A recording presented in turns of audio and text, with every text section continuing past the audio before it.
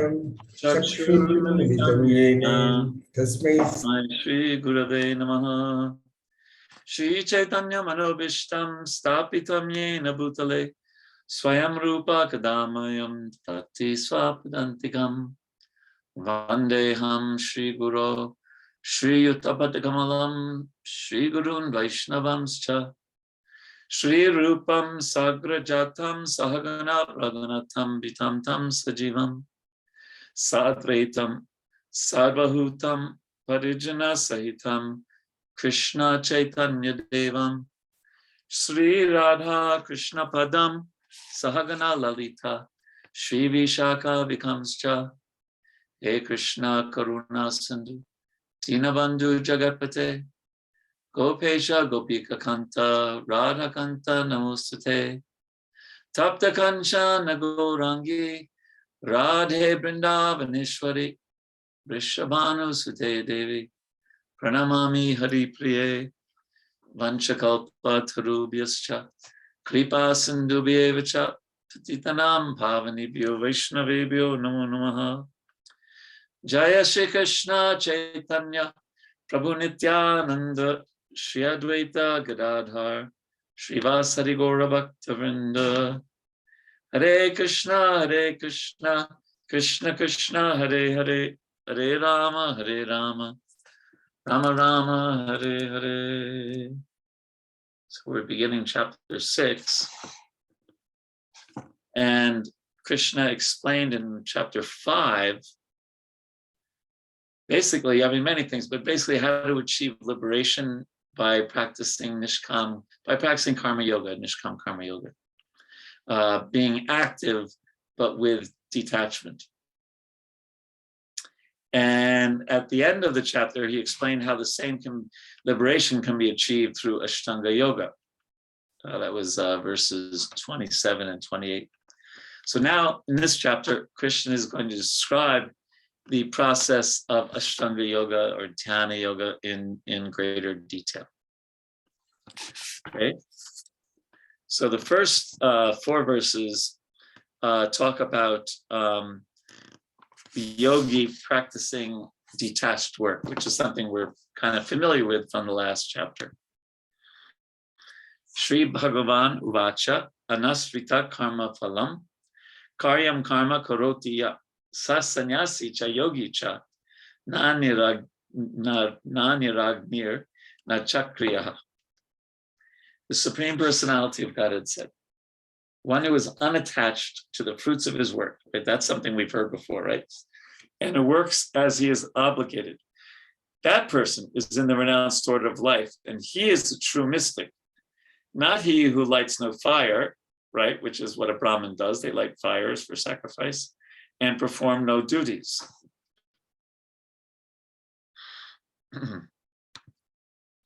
So one who takes sannyas, they generally give up performing fire sacrifices.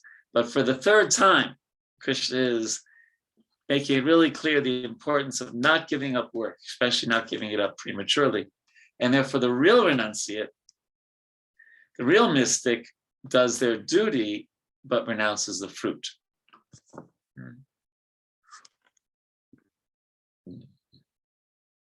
So Krishna is explaining that the person who thinks that I have knowledge, therefore I don't have to perform my duties, that is not advanced, but rather an advanced soul continues to perform their duties.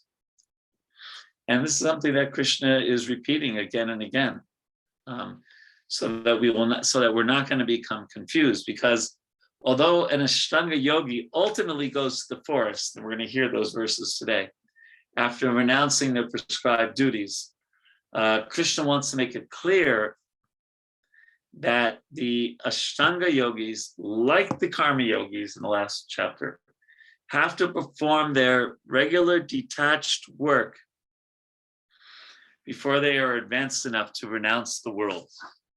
Okay?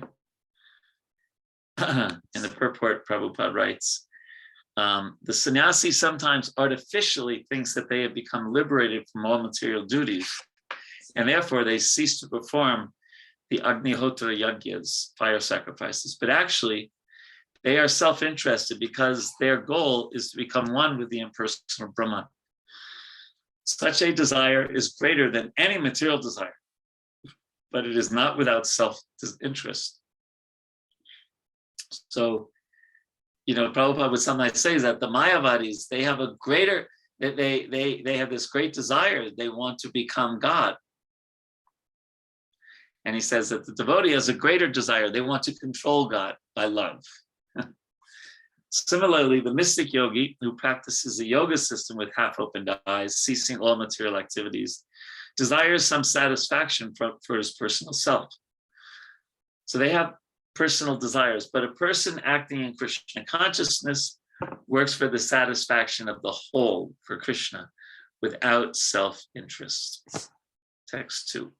Yam sanyasam iti prabhur yogam tam vidipandava na yasan yasti sankalpo yogi bhavati kaschana.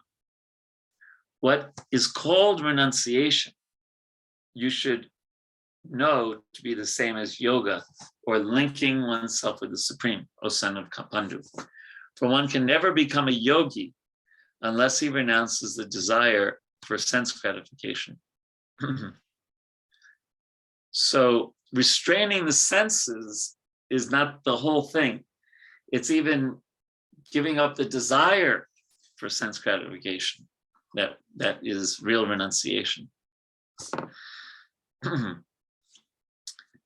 So in the purport, Prabhupada writes, this is practiced by yogis who restrain the senses from material attachment. But a person in Krishna consciousness has no opportunity to engage his senses in anything which is not for the purpose of Krishna. So that's an exalted consciousness, that we're so absorbed in serving Krishna, in pleasing Krishna, that we don't have any other engagement for the senses. So therefore, a Krishna conscious person is simultaneously a sannyasi and a yogi. So the purpose of knowledge and of restraining the senses, as prescribed in Gyan and yoga processes, is automatically served in Krishna consciousness. And we are so lucky. We're so advanced in Kali Yuga. It would be so hard if we just had it in a dry way, restrain our senses and not engage them in the objects of the senses and do renounced work and be detached. It's very hard to do all that. But because we have the opportunity to become attracted to the all-beautiful Krishna, then these other things become easily achieved. So text 3. And now these two words are important: arurukshor and yoga rudhasya. Arurukshor muner yogam karma karanam uchate. Yoga rudhasya tasyaiva shama karana uchate. For one who is a neophyte, a beginner in the eightfold yoga system, so one who's not a advanced yogi, work is said to be the means. So they have to keep on working. And for one who is already elevated, the yoga yoga rudhasya.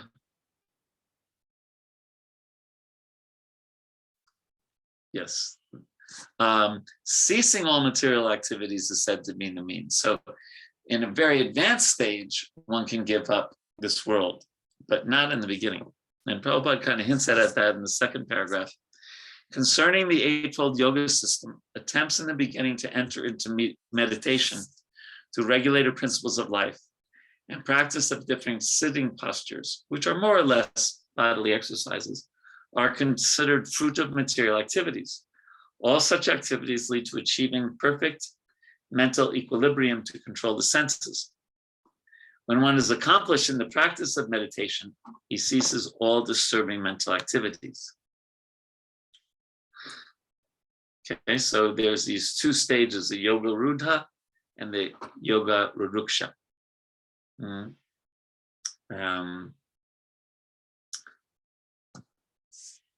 Then in text number 4, yadahi yen triyarteshu na karmash vanusajjate sarva sankalpa sannyasi yoga rudhas tarochate. There's that yoga rudhas again, the advanced person. A person is said to be elevated in yoga when, having renounced all material desires, he neither acts for sense gratification nor engages in fruitive activity. So because of the higher spiritual taste, the yogi can renounce material desires, desire for fruitive results. That's yoga rudha.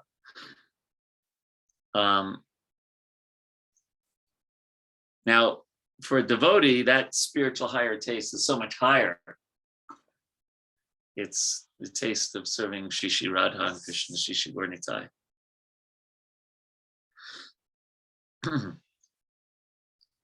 Prabhupada writes in verse 4, when a person is fully engaged in the transcendental loving service of the Lord, he is pleased in himself, satisfied, and thus he is no longer engaged in sense gratification or in fruitive activity. So the idea is when we are satisfied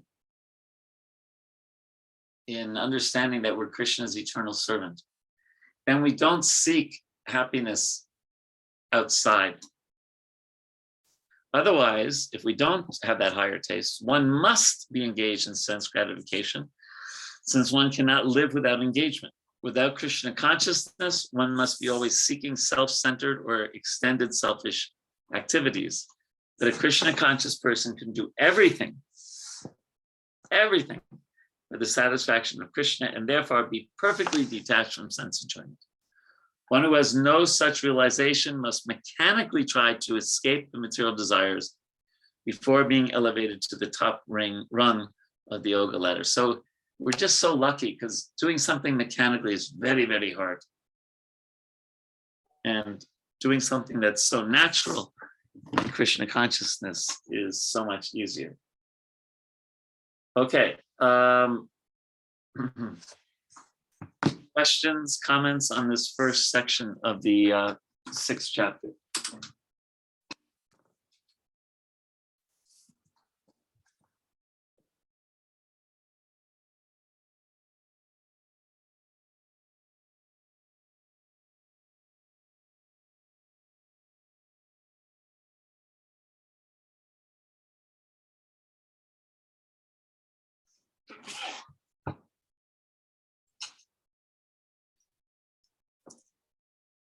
Any questions?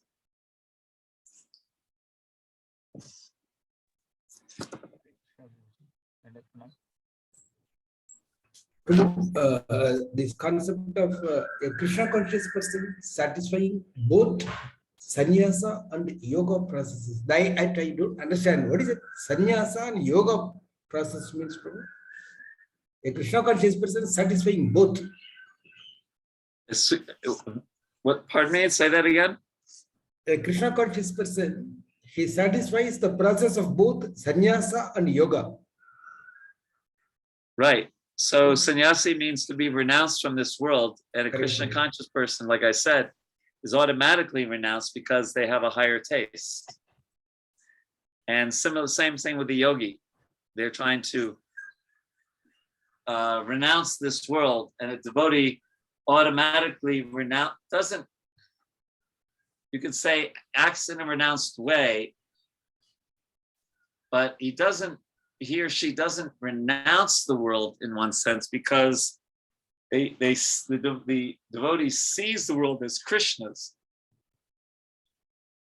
So they renounce the desire to enjoy it for themselves, that they use the whole world in Krishna's service. Remember, I gave you that example, like you have some very beautiful headphones from Krishna. So I'm going to let you keep them. I'm so merciful, I'm going to let you keep them. Isn't that very nice of me? No, because I didn't own them in the first place. It's puggle. It's crazy to think like that, right? So when we just renounce this world, it's not ours to renounce. It's Krishna's. So really, we prefer to use everything in Krishna's service and to artificially renounce this world. So therefore, the devotee has already achieved the platform of sannyasi or yogi, even if they're a householder with 10 children or whatever. Okay? Yes, Prabhu. Yes, Prabhu. Thank you, Prabhu. Very nice headphones. Hare Krishna Prabhuji, Dandat Pranam. Thank you. Hare Krishna Prabhuji, Dandat Pranam. Hare Krishna. Prabhuji, we are learning here that we have to go above the eightfold process or meditation or things to achieve Krishna consciousness, and ultimately we have to engage our mind and service in Krishna. So we are always thinking on the artificial way. We are most of the time we are the artificial way of thinking ourselves, engaging ourselves in the mind of Krishna, thinking about Krishna. So how are we able to get over this situation? Like sometimes most of the time we are doing artificially only. We are trying to do ourselves in that way. So how do we get the devotional service into practice exactly? And when we think that we become devotionally present in Krishna consciousness. What do you mean by artificial? Artificial means we are trying to follow Krishna consciousness, and most of the time, maybe due to our influence of devotees or something like that, or sometimes like that. So it'll be a little unnatural in the beginning. Remember the example from the nectar of instruction about jaundice? Yes, sir. The key is to get a taste for hearing and chanting. And we have this jaundice. So everything that's very sweet still appears a little bitter. So that's why we are practicing what we call Vaidhi Bhakti or Vaidhi Sadhana Bhakti, where we are practicing to develop some real taste, some spontaneity. So that takes, like you said, that takes some sincerity, but it's not artificial. It's actually the most natural thing because Krishna consciousness is within everyone's heart. But it just seems a little artificial right now because it's covered over.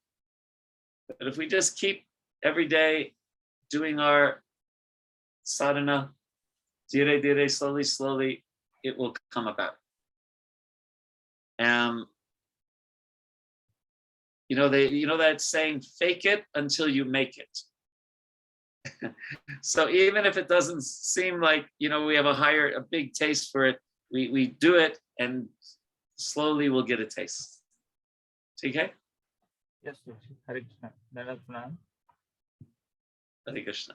Any other questions, comments? Prabhuji, the words eightfold yoga system, does it refer to that Ashtama Siddhis, like Lahima, Mahima kind of thing, or something different? No, those are the byproducts. The eightfold yoga system is Yam, Niyam, Asana, Pranayam, Pratyahara, Dharana, etc. Dhyan, Samadhi. Like Not that. to the Ashtama Siddhis.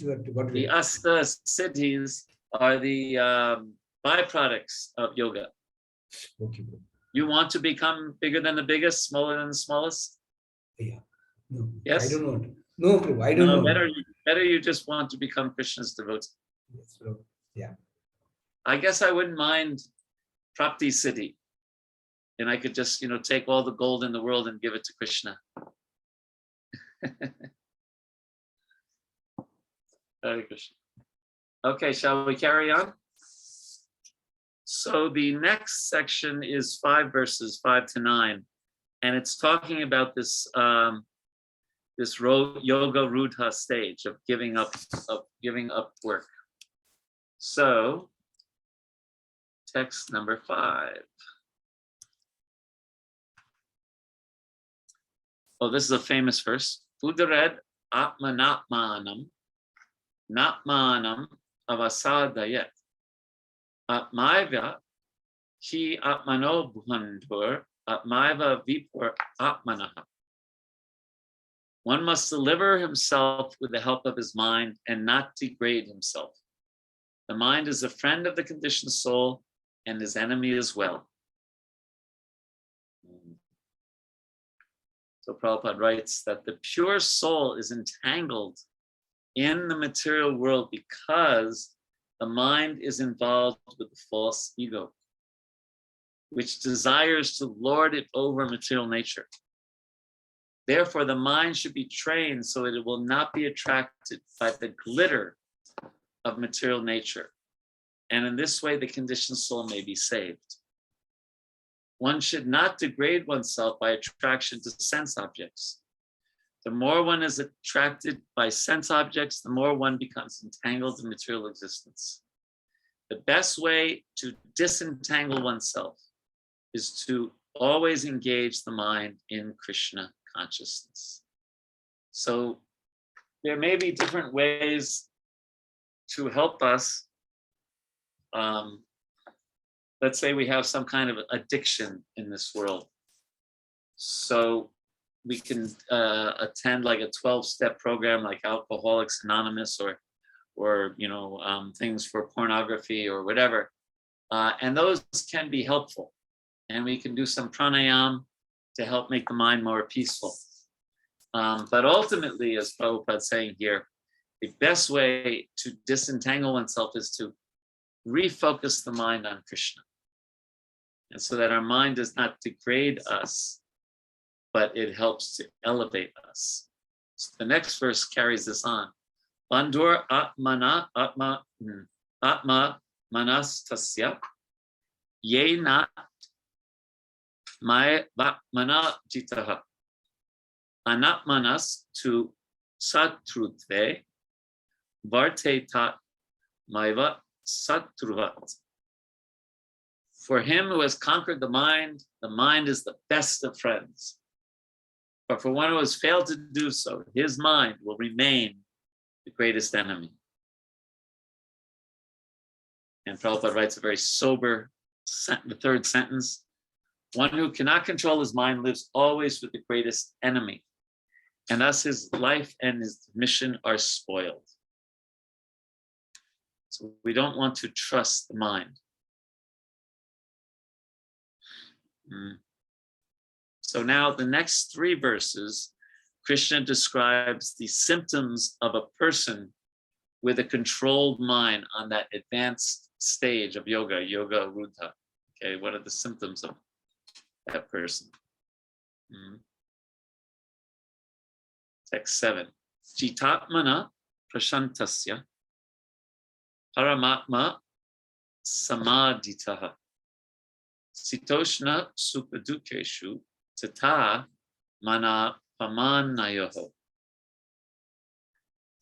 For one who has conquered the mind, the super soul is already reached, and he has attained tranquility. To such a man, happiness and distress, heat and cold, honor and dishonor are all the same. Prabhupada writes in the purport that when one's mind is fixed on the spiritual nature, he has no alternative but to follow the dictations of the Supreme. The mind must admit some superior dictation and follow it. The effect of controlling the mind is that one automatically follows the dictation of the Param Atma, or super soul.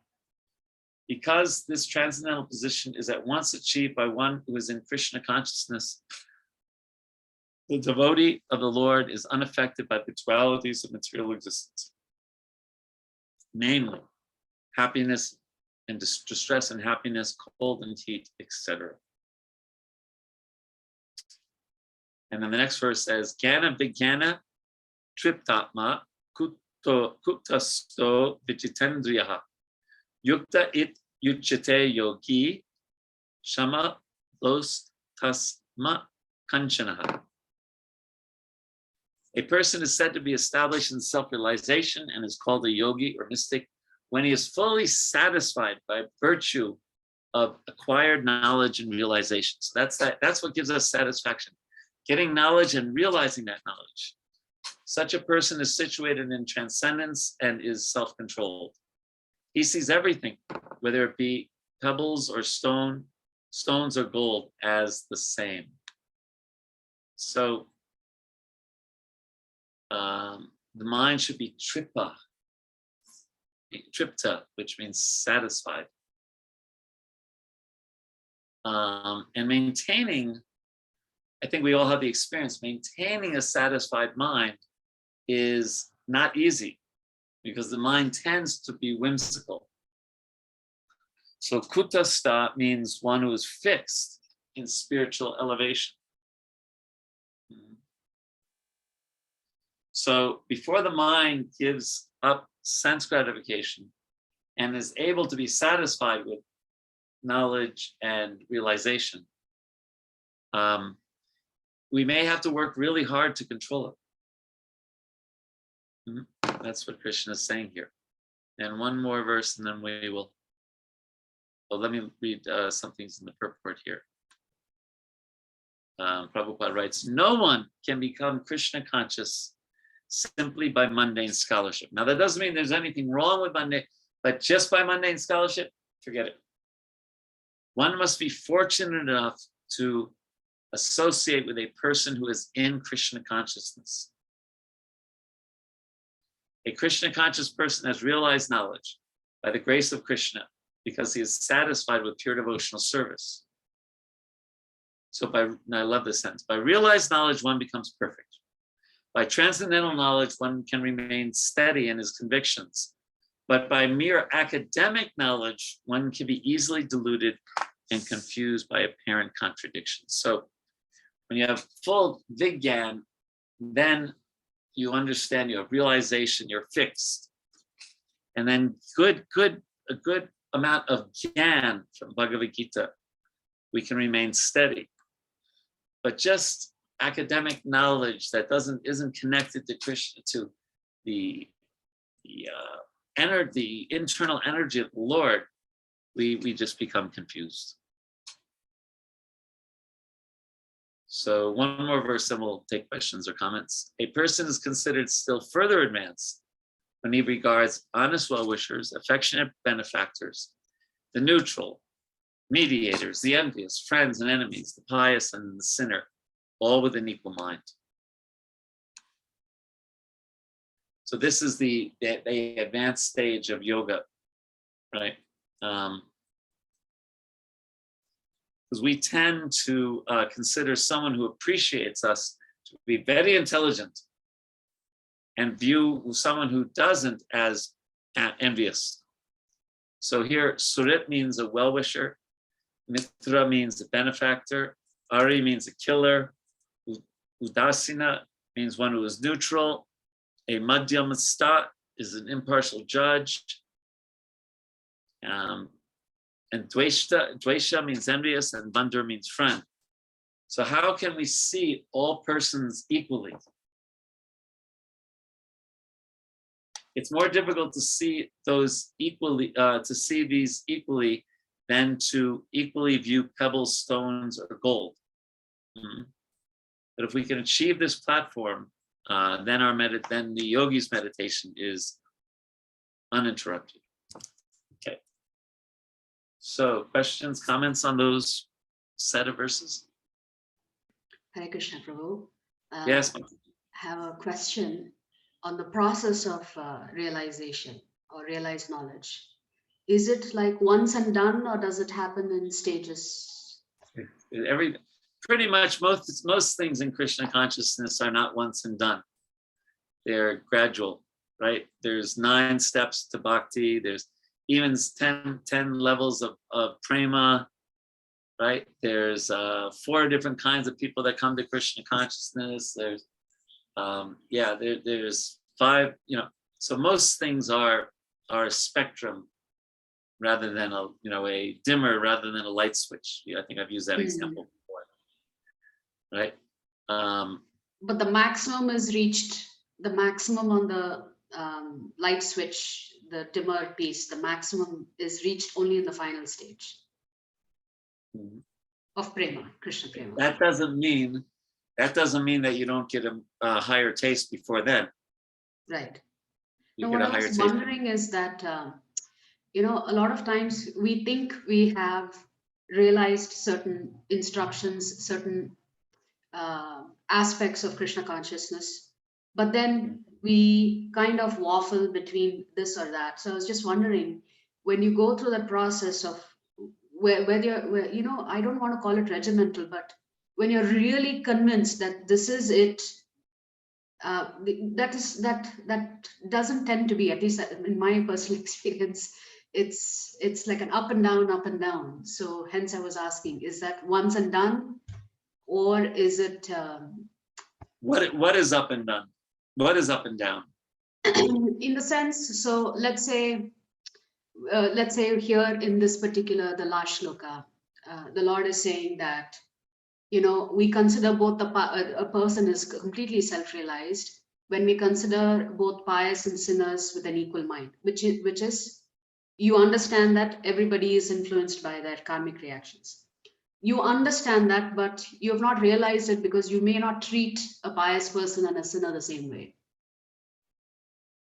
And we probably wouldn't, because this is super soul realization, and in Krishna realization we do treat the innocent and the envious differently. Mm-hmm. For devotees, there's 4 relationships, right? The Lord, the devotees, the innocent, and the envious. Right.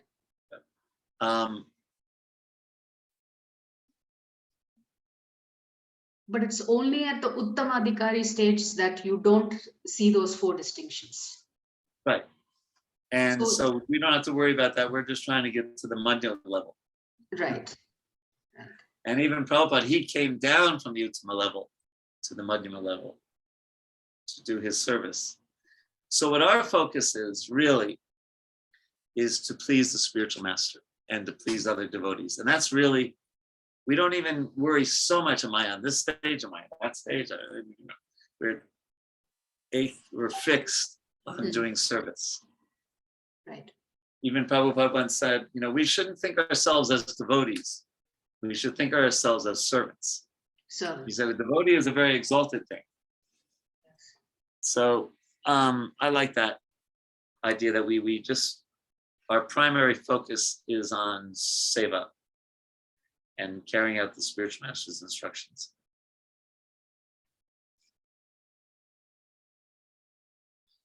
And even if we can't carry out all those instructions, still do seva, seva, seva. Seva will save us.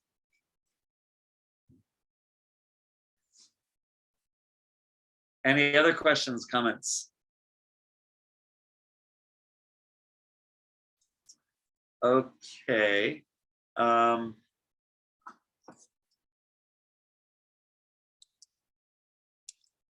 So now, the next section is a pretty long one, from verses 10 to 32. And it's describing the stages and the practice of Ashtanga yoga. So remember, this is nice. It's yoga. It may not be so applicable. Some of it will be, we can use in Krishna service. Other things is more for the yogi than for the devotee. And we'll explain which ones are which as we go along, okay? So, okay. Can we do me one favor? Can we take about a 3-minute break and then we'll come back? Is that all right? yes, Prabhu, Hare Krishna.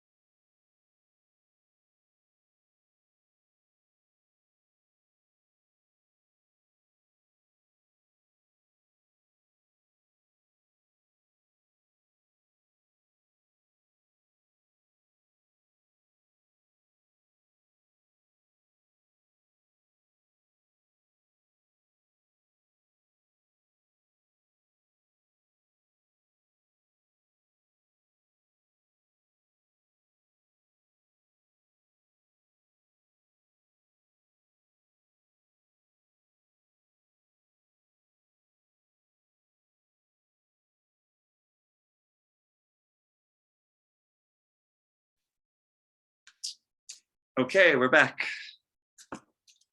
So, verse number 10. So, the practice of Ashtanga Yoga. A transcendentalist should always engage his body, mind, and self in relationship with the Supreme. He should live alone in a secluded place and should always carefully control the mind. He should be free from desires and feelings of possessiveness. So this is that higher stage, the Yoga Rudra stage, and how to practice yoga at that stage. One should be nirasi, free from material. I'll read this Sanskrit in a second. Free from material desires and possessiveness. Ekaki, which means alone in a secluded place. Rahasi, and shouldn't even have follow with a lot of disciples. But what Prabhupada does in the purport is he brings the discussion to the platform of bhakti. And he says Krishna is realized in different degrees as Brahman, Paramatma, and the Supreme Personality of Godhead. Krishna consciousness means concisely to be always engaged in the transcendental loving service of the Lord. But those who are attached to the impersonal Brahman and localized supersoul are also partially Krishna conscious, because impersonal Brahman is the spiritual ray of Krishna, and supersoul is the all-pervading partial expansion of Krishna. And then at the end he says, a Krishna conscious person well knows that everything belongs to Krishna. This was the point we were making with Prabhuji a few minutes ago. And thus he is always free from feelings of personal possession, because he sees everything in his possession actually belongs to Krishna. As such, he has no hankering for anything on his personal account. He knows how to accept things in favor of Krishna consciousness and how to reject things unfavorable to Krishna consciousness. He is always aloof from material things because he is always transcendental. And he is always alone, having nothing to do with persons not in Krishna consciousness. So here Prabhupada is defining alone as asat sangatyag, as giving up the association of non-devotees. He's not, so you could be, if you're with 100 devotees, you're alone in that sense. And since I forgot to read the Sanskrit, yogi yun jita satatam atmanam rahasi stitaha ekaki yata chittatma nirasir aparigraha.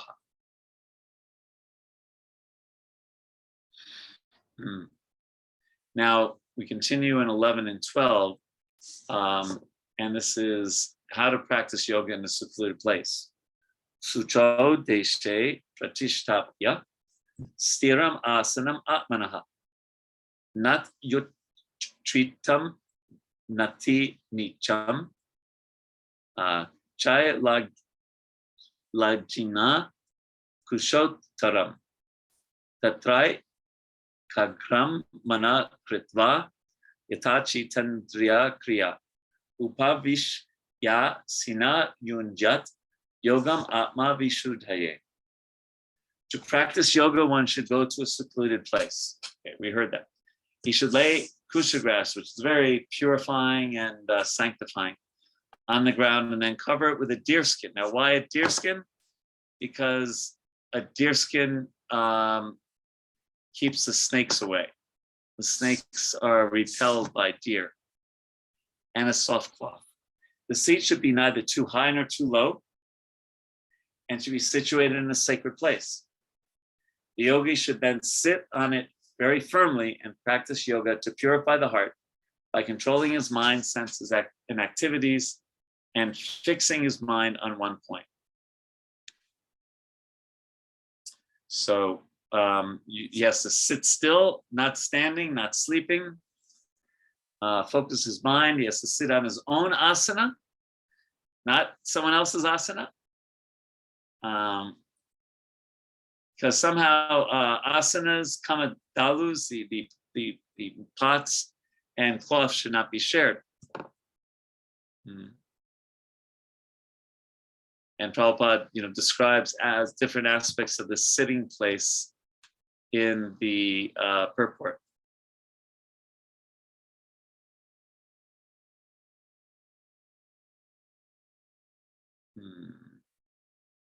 It's a long purport.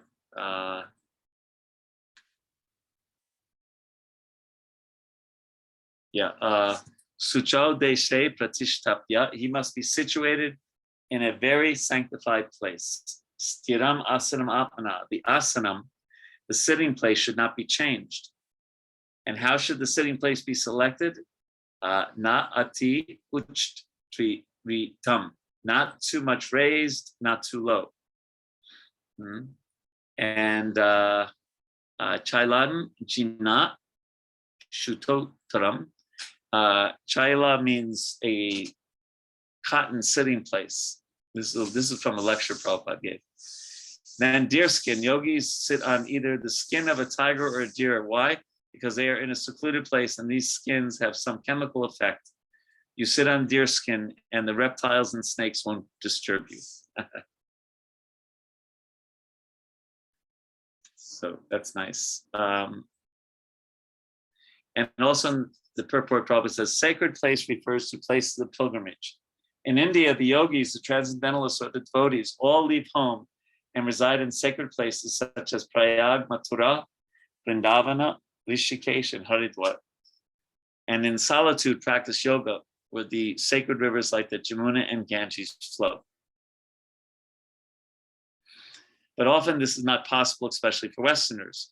The so-called yoga societies in big cities may be successful in earning material benefit, but they are not at all suitable for the actual practice of yoga. So these holy places to this day maintain their sacredness. It takes a little bit more focus to understand that. You know, when I moved to Vrindavan in the 80s, it was so shanti, no cars, 0 cars, maybe 1 car per day, bus. And there was mango groves and lots of peacocks,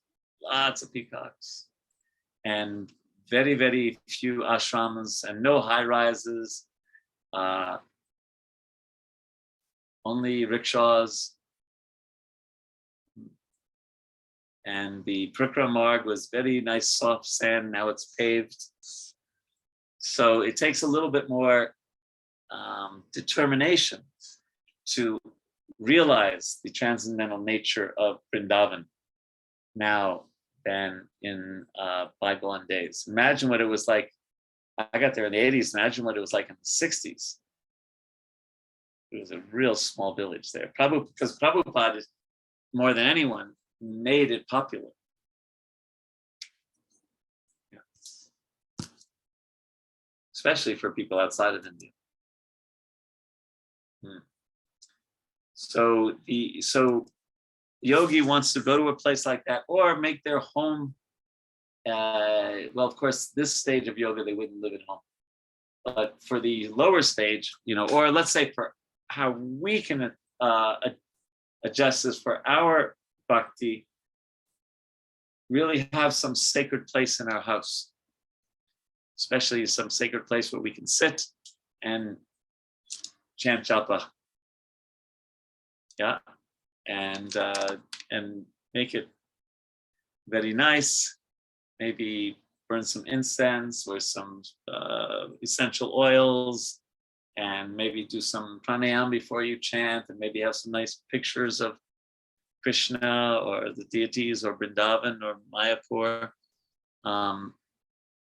and don't bring our phone into that place if possible, and just really make it a sacred place in our house.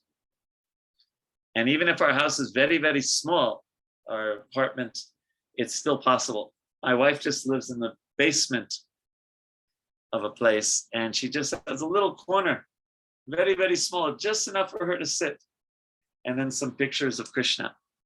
And that's where she does her japa. Very nice. And she's very strict. She gets up at 2:30 every morning and chants all her rounds before Mangalarti. And then she goes to Mangalarti.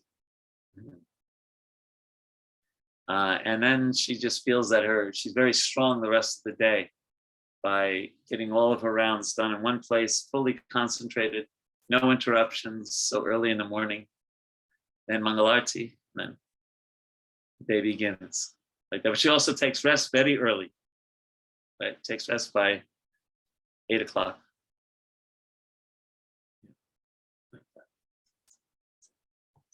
So, Krishna, Krishna. Some, let's see. Let me continue and then we'll take questions a little later. So 13 and 14. Samam kaya shiro grivam darayan achalam stira sampreksha nashikagram swam ishash chanava lokayan prashanta ma vigata bhir brahmachari vrate stitaha manas samyamyas machchito yukta asita matpraha. One should know a little bit more about this person practicing yoga. One should hold one's body, neck, and head erect in a straight line and stare steadily at the tip of the nose. Thus, with an unagitated, subdued mind, devoid of fear, completely free from sex life, one should meditate upon me within the heart and make me the ultimate goal of life.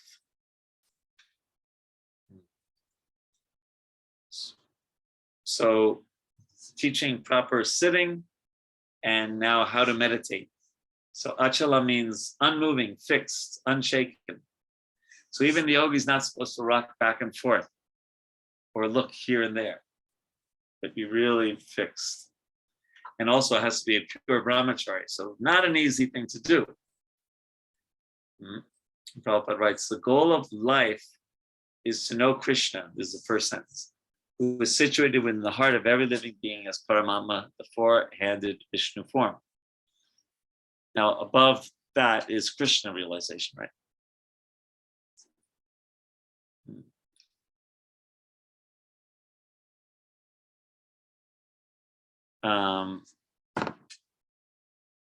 Prabhupada writes towards the end, Vigata bhi, one cannot be fearless unless one is fully in Krishna consciousness. A conditioned soul is fearful due to his perverted memory, his forgetfulness of his eternal relationship with Krishna. And Srila Bhakti, Prabhupada had the name Abhay, and Srila Bhakti Siddhanta changed it to Abhay Charanarvindam.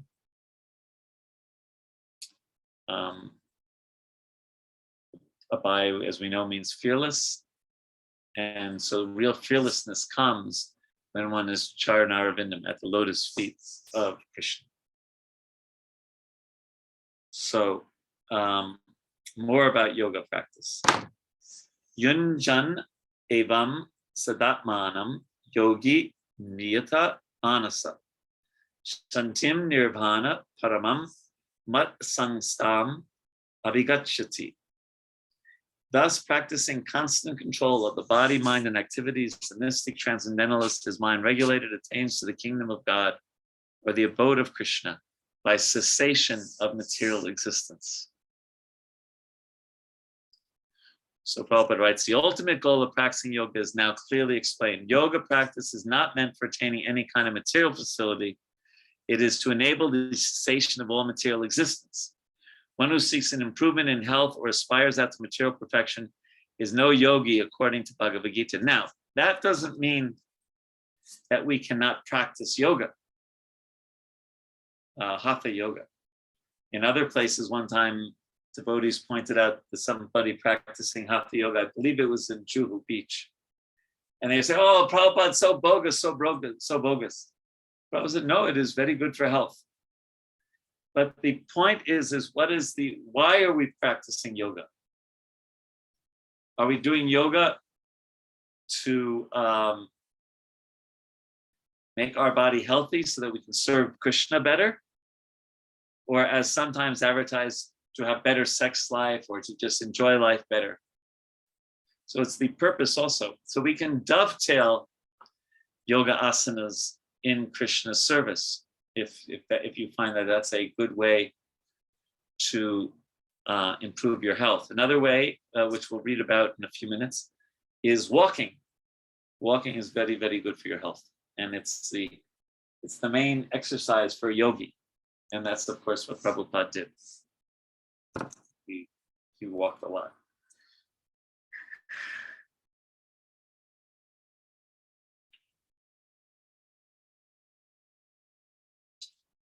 Okay.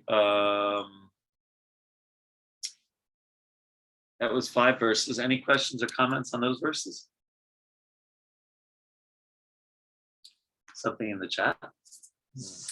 Any such process of sitting asana or posture regulations prescribed in scriptures for chanting the Hare Krishna mantra on beads? Walk and chant, is it against yoga? It's generally suggested that for serious japa we should sit.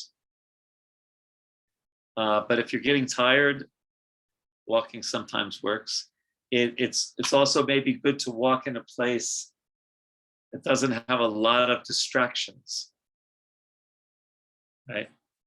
But generally the prescription is to sit and chant, although ultimately there's no hard and fast rules. And it's not at all that one has to do anything else but just chant. Everything is there in the holy name. Some devotees do find it helpful to do a little pranayama beforehand, maybe a little, what is it, aloma, what's analoma, niloma, like that, or some pranayama, some people find it focuses the mind, it gets the prana moving around in the body, and it's easier to focus. But it's not essential. The essential thing is chanting Hare Krishna. Yeah. I hope that's all right, Murari Madhava Prabhu.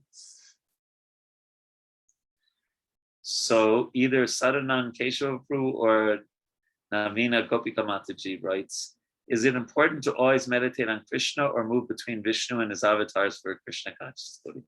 It's fine to just focus on Krishna. But that doesn't mean when we read the Bhagavatam, we're going to read about Vamana Dev. We're going to read about the various things in Shinghadev. We're going to, right? We're going to hear about the different Prithu Maharaj, Kapila. We'll hear about so many different incarnations of Krishna. So we're not allergic to them. We will read them. But our japa, we're chanting Krishna's name. And Rama, can refer to Balaram, can refer to Lord Ramachandra, but he can also refer to Krishna, like Radhika Raman. Prabhupada says that Rama can also mean Krishna. So, and Radha and Hare refers to Srimati Radharani. So, our, in ISKCON we focus on Krishna, and we actually focus on Radha Krishna and Gaur-Nitai. But certainly we are very happy to hear the Bhagavatam, the various incarnations of the Lord, Mohini Murti. And you just go throughout the Bhagavatam, you see so many different incarnations of Krishna and Shakavesh avatars, Rishabdev. Like that. Okay. Navadip Sachivataji writes, in 6:15, what does attains kingdom of God mean here? Is it the effulgence of the Lord? Well, it depends. For the yogi, it may be, and for the devotee, it's Krishna. And that's why in 15 we see how Prabhupada has brought it up to the highest understanding, where he says the kingdom of God, he says, or the abode of Krishna.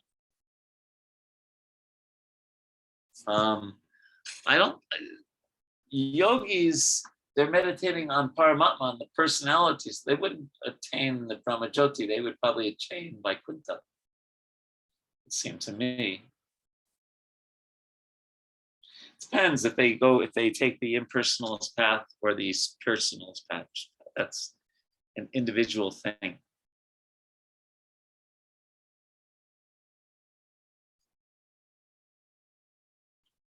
It's interesting that in the beginning of Gaudiya Vaishnavism, the Bhagavad Gita was not the focus book the main books were the rasa books, like the Bhagavatam and like that, Chaitanya Charitamrita, things that are more about rasa and our relationship with Krishna. It was Baladev Vidyabhusan and Vishwanath Chakravarti Thakur who wrote commentaries on the Bhagavad Gita. And because the Bhagavad Gita, as you see, talks about a lot of things besides just bhakti, although it culminates in bhakti, as we're going to learn in the next 6 chapters. It talks about many things. Whereas Gaudiya is traditionally just focused on Radha and Krishna. So when Prabhupada brings so many of the translations up to Krishna, even if Krishna was referring to Paramatma, he's, in one sense, he's just being a true Gaudiya Vaishnava commentator. Because he's bringing it to the essence of what Gaudiya Vaishnavism is, and the tradition of Gaudiya Vaishnavism, which was to focus on Radha and Krishna. And Amuset says, does Dhyana Yoga lead to Shanta Rasa? That seems accurate. I'm not sure if I've read it anywhere. I'd have to think about that, but it seems accurate. Yeah, seems accurate. Okay, shall we? Thank you for all those great questions in the chat. Shall we carry on? Text 16. Nat yas nastas to yogosti nachai kantam anashtataha nachati swapna silasya jagrato noiva charjuna. There is no possibility of one becoming a yogi or Arjuna if one eats too much or eats too little, sleeps too much or does not sleep enough. Prabhupada writes in the purport, a person in Krishna consciousness does not eat anything which is not first offered to Krishna. That should be our vow, our brat. And like I said, even if you're traveling, even if you're at a lunch, a business lunch with non-devotees, you can still offer everything in your mind, like that. Therefore, only the Krishna conscious person can attain perfection in yoga practice. The Krishna conscious person observes fasting as it is recommended in the scriptures. He does not fast or eat more than is required, and he is thus competent to perform yoga practice. One who eats more than required will dream very much while sleeping, and he must consequently sleep more than is required. One should not sleep more than 6 hours daily. If one sleeps more than 6 hours out of 24, it's certainly influenced by the mode of ignorance. A person in the mode of ignorance is lazy and prone to sleep a great deal. Such a person cannot perform yoga. Now, it's important to remember, in other places, Prabhupada says 6 to 7 hours. In other places, he says 6 to 8 hours. So I think you know what your body needs. The idea is not to sleep 10 hours, 12 hours, and just waste so much time, right? But we should do what the body, because you also need enough rest so that the intelligence is nourished. And Prabhupada writes about that in the Bhagavatam as well. So if you can get on with 6 hours or less, that's great. But don't feel guilty when you read this purport if you need more. When I was a Sankirtan leader, I would make sure that anyone who drove a vehicle got 8 hours rest. Because so many times devotees would fall asleep while they're driving. It was very dangerous. So my point is, we want to minimize eating and sleeping, but we have to be practical.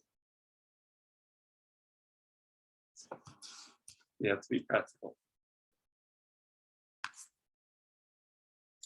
And as far as eating too much, in the Yoga Sutras, it says that we fill our stomach half with food, a quarter with water, and a quarter with air.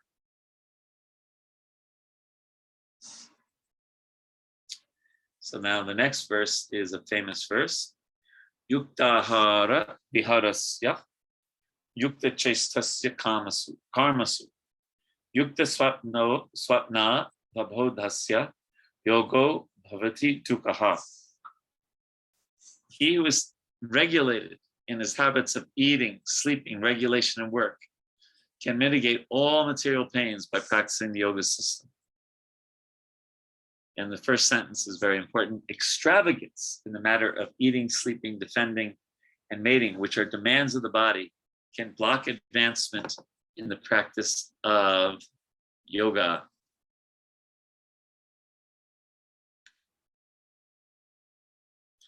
And here it's one of the commentators says that for the yogi, recreation is walking. Okay. So we just heard from 10 to 17, Krishna described how to meditate. Now he's going to describe the perfectional stage of Ashtanga Yoga. Okay. Before we go on, any questions or comments on the verses we just did? There's only a couple, but.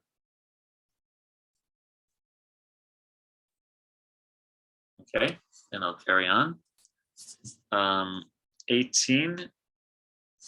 Yada vini yatam chitam atman yeva patishtate nispriha sarva kamebhyo yukta yuchate tada. When the yogi, by practicing of yoga, disciplines his mental activities and becomes situated in transcendence, devoid of all material desires, he is said to be well established in yoga. And Prabhupada writes, a perfect yogi is so well disciplined in the activities of the mind that he can no longer be disturbed by any kind of material desire. This perfectional stage can automatically be attained by persons in Krishna consciousness. So when the yogi's mind is undisturbed and remains situated in the self, he is called, the word here is yukta, or connected, or as Prabhupada translates it, well situated in yoga. And I love this next example, yata dipo nivaktasto nengate supama smita yogino yata chittasya yunjato yogam atmanaha. As a lamp in a windless place does not waver, so the transcendentalist whose mind is controlled remains always steady in his meditation on the transcendent self. Isn't that a beautiful analogy? A lamp in a windless place, it just burns very peacefully. So this is an example, an illustration of the perfect stage of yoga. Now this is a beautiful group of verses. Yatro paramatpate chitam nirudham yoga sevaya yatra chaiva manatmanam pasyan atmani tushyate sukham atyantikam yattad buddhi prayam atindriyam veti yatra chaivayam stitas chalati tatvataha yam labva chaparam labham manyate nadi kam tata yasmin stito nasukena guru napi vichalyate tam vidyad dukkha samyoga viyogam yoga sam gyatam. The stage of perfection called trance or samadhi. In the stage of perfection called trance or samadhi, one's mind is completely restrained from material mental activities by practice of yoga. This perfection is characterized by one's ability to see the self by the pure mind and to relish and rejoice in the self. In that joyous state, one is situated in boundless transcendental happiness, realized through transcendental senses. Established thus, one never departs from the truth. And upon gaining this, he thinks there's no greater gain. Being situated in such a position, one is never shaken, even in the midst of the greatest difficulty. This indeed is actual freedom from all miseries arising from material contact. And in the last paragraph, Prabhupada writes, as long as the material body exists, one has to meet the demands of the body, namely eating, sleeping, defending, and mating. That a person who is in pure bhakti yoga or in Krishna consciousness does not arouse the senses while meeting the demands of the body. Rather, he acts for the bare necessities of life, making the best use of a bad bargain, and enjoys transcendental happiness in Krishna consciousness. He is callous towards incidental occurrences, such as accidents, disease, scarcity, and even the death of a most dear relative. But he is always alert to execute his duties in Krishna consciousness or bhakti yoga. Accidents never deviate him from his duty. As stated in Bhagavad Gita, agama payino nityastam statikshashvam bharata. He endures all such incidental occurrences because he knows that they come and go and do not affect his duties. In this way, he achieves the highest perfection in yoga practice. So here Prabhupada is speaking very strongly, right? Just the bare necessities of life, not arousing the senses while meeting the demands of the body, callous towards accidents, disease, scarcity. It's not easy. It's certainly not easy. Last week, I was in a car accident. And did I mention that last week? No problem. Yeah, I was just waiting at a red light.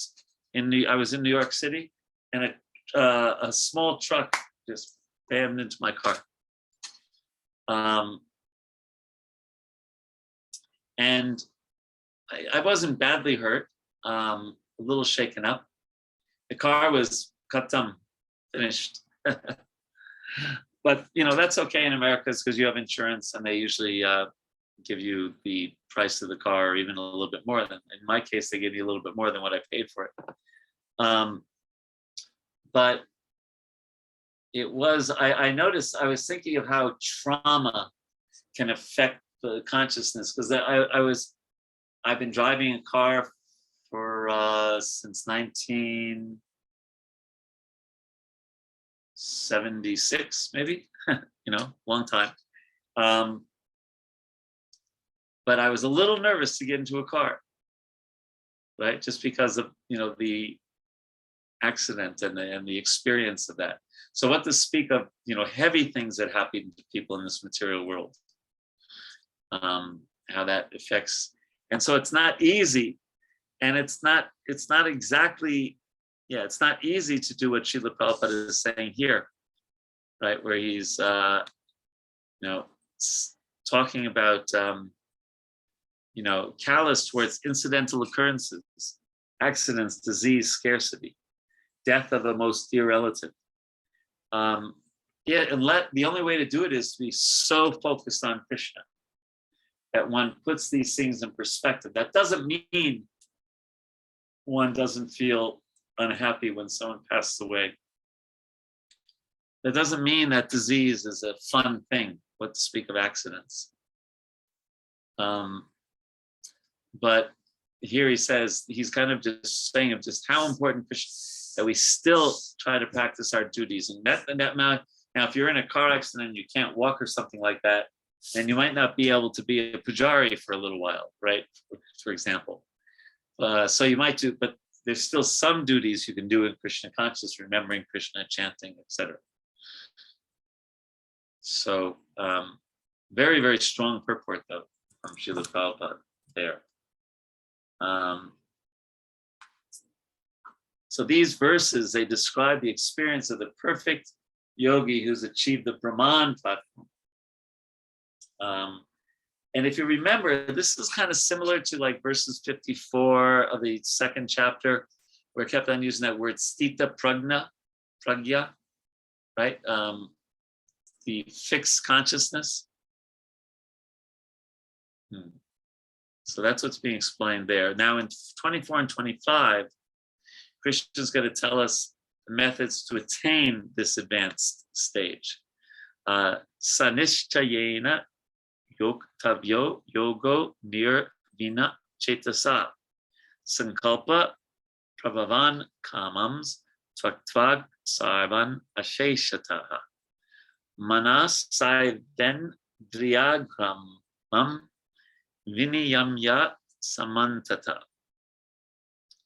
One should engage oneself in the practice of yoga with determination and faith. And so this is how to achieve that perfection. Determination, faith, and not be deviated from the path. One should abandon without exceptional material desires, ornamental speculation, and thus control all senses on all sides by the mind. Beginning the purport, the yoga practitioner should be determined and should patiently prosecute the practice without deviation. One should be sure of success at the end and pursue this course with great perseverance, not becoming discouraged if there is any delay in the attainment of success. Success is sure for the rigid practitioner. And then Prabhupada gives that beautiful example of the sparrow who lost her eggs and decided to empty out the water in the, to dry up the ocean by taking little drops from his beak and putting it on the land. And everyone laughed at him, but then Garuda saw this, and Garuda said, if you don't give back the eggs, then I will take up the task, my dear ocean. And then the eggs were returned. So this is an example of determination. There was it was hope against hope. There was no chance the sparrow could do that, but he was trying. And then Krishna helped him in the form of Garuda. So Prabhupada writes, similarly, the practice of yoga, especially bhakti yoga in Krishna consciousness, may appear to be a very difficult job. But if anyone follows the principles with great determination, the Lord will surely help, for God helps those who help themselves. Very nice. Okay, any questions or comments up till now? Prabhu, one question here. Oh, there's something in the chat also. Yes, go ahead. For two things.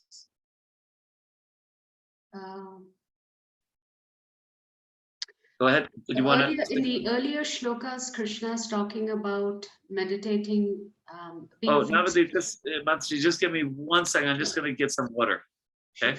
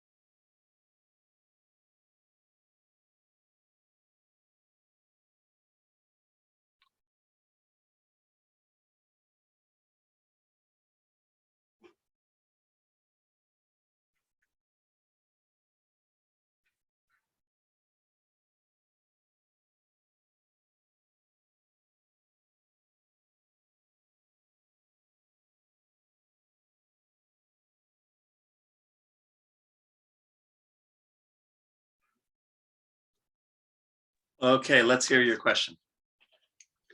Actually, Prabhuji, my question is pertaining to Shloka 25. So maybe we can take the other questions first. Because, No, 25. I'm on 25 on my computer, so go ahead.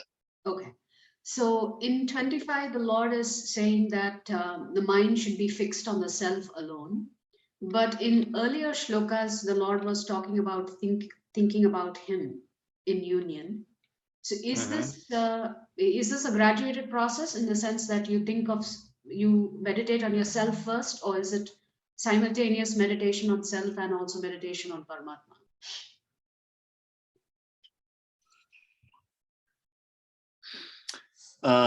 Just looking at the context.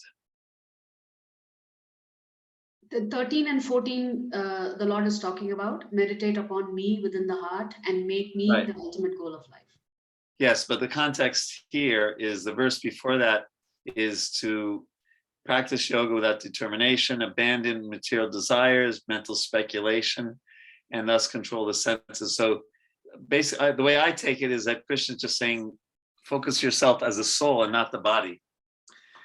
And then in other places, what does that soul do? It engages in remembering Krishna. Okay. Right? And yeah, so it's just they're connected. Meditating, self-realization and God realization are connected. Yes. Yeah. So the one step is to understand that one's not their body, not engage in material desires, etc. And then what should you do? You should focus on Krishna. Okay. Yes. Thank you. I don't take it as anything like, oh, now before he said Krishna, now he says the self. No. What is the self ultimately, especially for us as devotees? What is the self? The self is Krishna's servant. Okay, Sadanand Keshwa and Navina Gopika Mataji say, what should be the attitude of Grihastha devotees during facilitating the material aspirations of children? It is termed as the material desires, or one is doing his duty. No, it's one is doing one's duty. One has a sacred duty to to take care of the basic needs of a child, and also to try to give them an opportunity to perfect their life in spirituality and Krishna consciousness. There's different ideas about child raising. We're not going to get into all the details now, but basically children are sponges of Krishna consciousness when they're young, up to, I've been told, up to about 8 years old or something like that. I don't know the exact, and therefore why give them karmi books and this and that? Why not? There's enough Krishna conscious songs and enough Krishna conscious coloring books and this and that to keep it. But eventually they start seeing that there's more to the world than Krishna consciousness. And that's where, parenting becomes more of a challenge.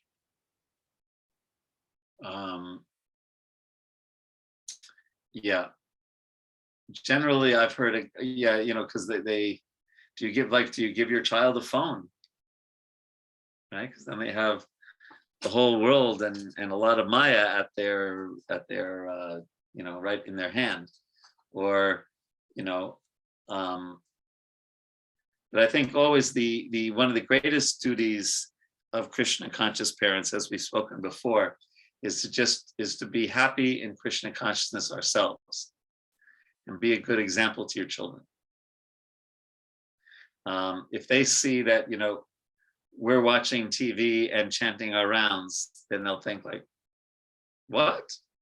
Right? But if they see that we really enjoy kirtan, we really enjoy japa, we really enjoy deity worship, we really enjoy going to the temple,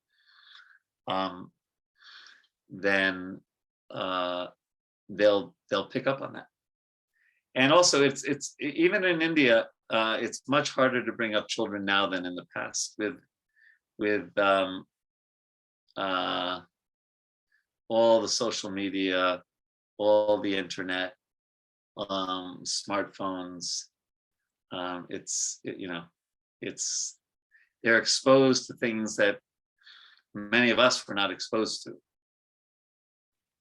right? So, but anyway, your point was, we should definitely, it's one of the most important duties. Matter of fact, the 5th canto says, don't become a parent if you're not going to be able to take care of the Krishna consciousness of your children. Teenage years are hard. It depends. Some children, especially in India, at least externally, they will do what you say. And if you tell them to chant, they chant and all that. But a lot of other children these days, especially, if you force them, it backfires. Prabhupada even said that. If you force children to chant japa, they'll learn to despise japa, to not like japa. He even said that of small children. He said you have to try to make it fun somehow. So forcing Krishna consciousness usually backfires. I see sometimes, teenagers, like their parents drag them to the temple, on Sunday or something like that. But what we've done with quite a bit of success here in this temple is find good engagements for those teenagers, and they can hang out with each other. They can do some Krishna consciousness, do some running around and doing things. And anyway, but it just time. But to answer your question, it's not material. It's part of our duty. And these children are so lucky. I mean, how many people get born into a Vaishnava family? Right? Who knows what they've done in their previous life to take birth in your family? It's quite amazing. Maroi Madhava Prabhu says, I have heard some of the very famous yogis in India remained in deep meditation for so many days in bliss Ananda stage. They had tears and many other descriptions. They are not devotees of Vishnu. How should we understand this state of yoga, those yogis? I don't think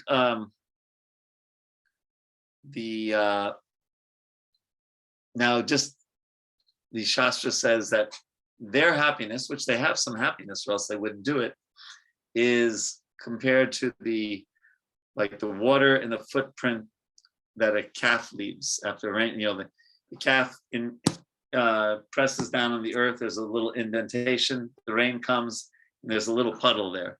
Comparing that to the bliss of Krishna consciousness, like the ocean of Krishna consciousness.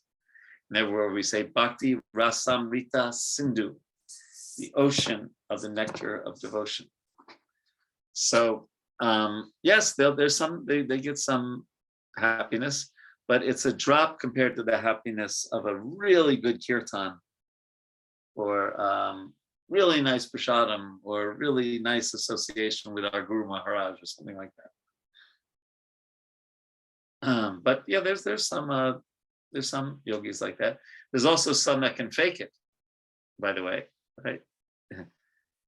Prabhupada talks, I think, about in Bengal at one point. These were more like kind of like bogus devotees more than yogis, but they would take a chili, I guess, and if you put it up your nose, it can make you cry. So you can kind of imitate tears. Now, I'm not saying that these yogis that you've seen or heard about are bogus. I'm not saying that, but and they're great. So, I mean, it's great if they can remain in meditation for many days. They're getting some experience of Brahman. Their mind is so peaceful, so sattvic, that there's some great happiness there. Yeah. I hope that's helpful. Okay, if that's the end of the questions, then we are on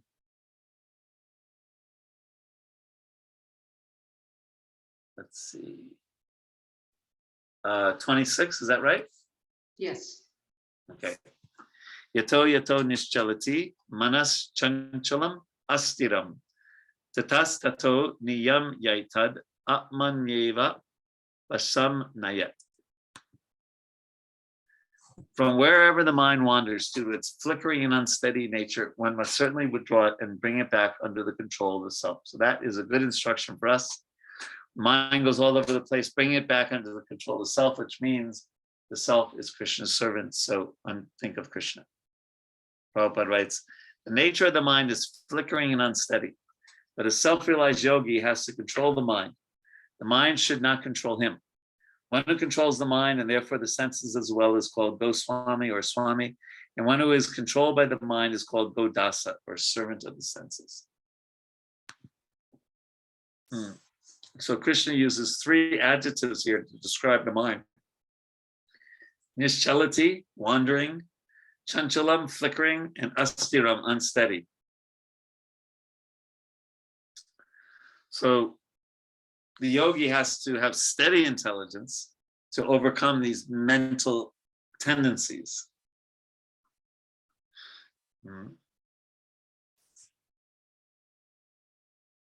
Otherwise, he ruins his tranquility and he won't be able to do his meditation properly. So then in 27, Prashanta Manasam Yenam Yoginam Sukham Uttamam Upaiti Shanta Rajasam Brahma Bhutam Akalmasam. The yogi whose mind is fixed on me. So there you go, back to me, Navadvip Sachimataji. Verily attains the highest perfection of transcendental happiness. He is beyond the mode of passion. And that doesn't mean he's in the mode of ignorance. It means he's in goodness. He realizes his qualitative identity with the Supreme, and thus he's freed from all reactions to past deeds. So happiness comes, this is answering your that last question also. Happiness comes to a yogi even before he attains perfection. Because the freedom from passion and ignorance situates the yogi in a very pleasurable mode of goodness. And so he, even gradually realizes his spiritual identity with Brahman and becomes satisfied. But a devotee's realization goes beyond the yogis. A devotee is unsatisfied even after achieving his own happiness. His interest or her interest is in pleasing Krishna, which gives much greater bliss.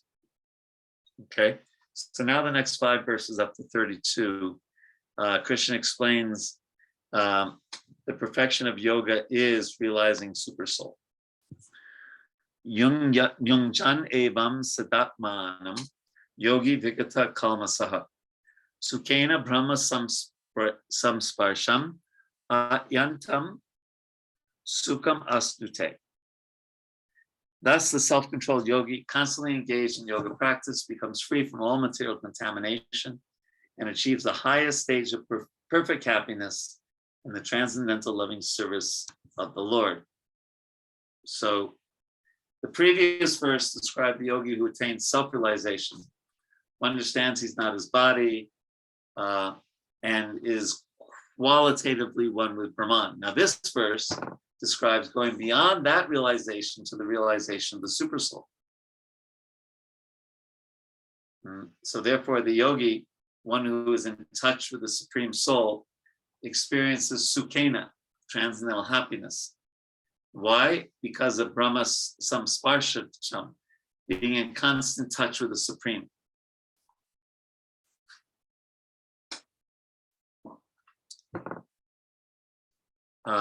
So that kind of liberation, practicing yoga with controlled mind, it connects one to the super soul, and thus the yogi, gradually progresses.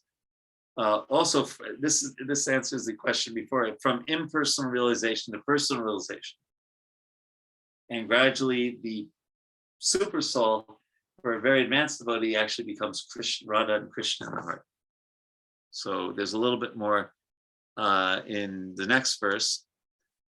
Sarva bhutastam atmanam sarva bhutani chatmani ikshate yoga yuktatma sarvatra samadharshina. A true yogi observes me in all beings and also sees every being in me. Indeed, the self-realized person sees me, the same Supreme Lord, everywhere. So this is what a true yogi sees. He sees the super soul within the body of all living beings, and he also sees all living beings within the super soul. So this is a vision. It's given by God. It's not an intellectual adjustment.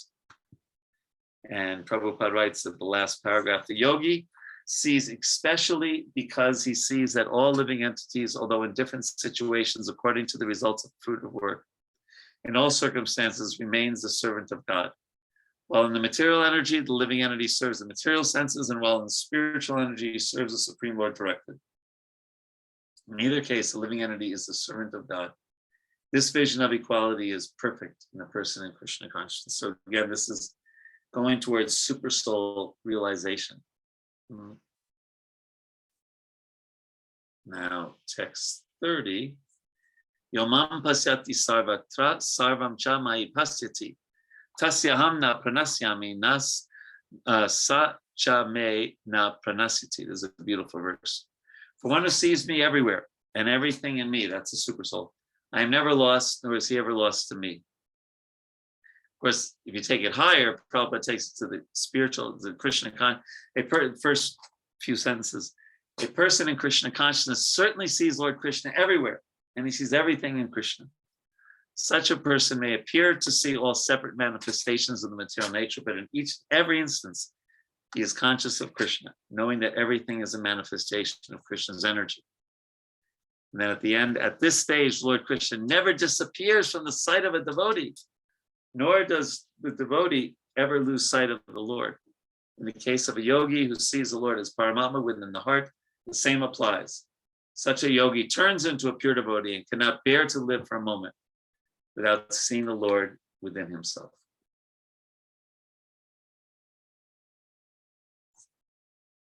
So in 31, Krishna directly describes super soul realization as service to him, if the yogi has, the right knowledge. Sarvabhuta stitam yomam bhajant ye kat vam astitaha sarvatha vartamanopi sa yogi mai vartate. Such a yogi who engages in the worshipful service of the super soul, knowing that I and the super soul within all creatures are one, remains always in me in all circumstances.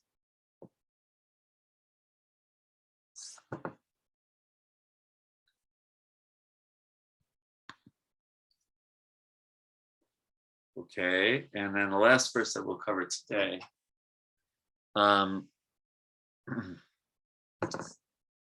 He is a text 32. Atmau pam yena sarvatra samam pasyati yorjuna sukam va yadi va dukam sayogi paramomata. He is a perfect yogi who, by comparison to his own self, sees the true equality of all beings in both their happiness and their distress, O Arjuna. So back in the 5th chapter, verse 18, we heard Krishna say that the Pandit sees equal vision towards all living entities. So that vision that we heard is achieved by super soul realization through Nishkam Karma Yoga. That here we're seeing is available to an Ashtanga yogi as well.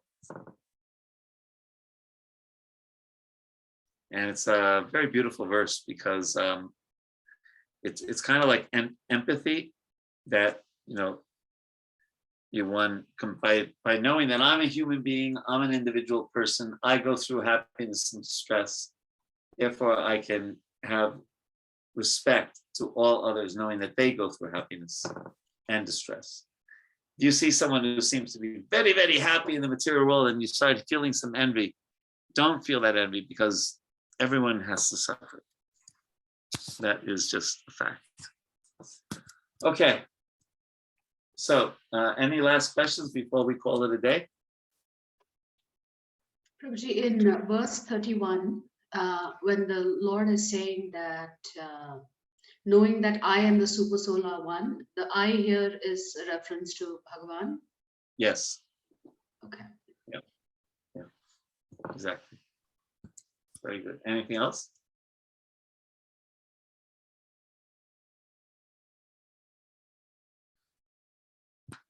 Okay, then the homework is to finish this chapter up to 47. Let's see, that is 32, that's 15 verses. And yeah, that's good enough. We did a lot of verses today. We did 32 verses. That's a lot. So thank you very much, Prabhus. And we will see you next week. Hare Krishna. Hare Krishna. Thank you, Prabhu.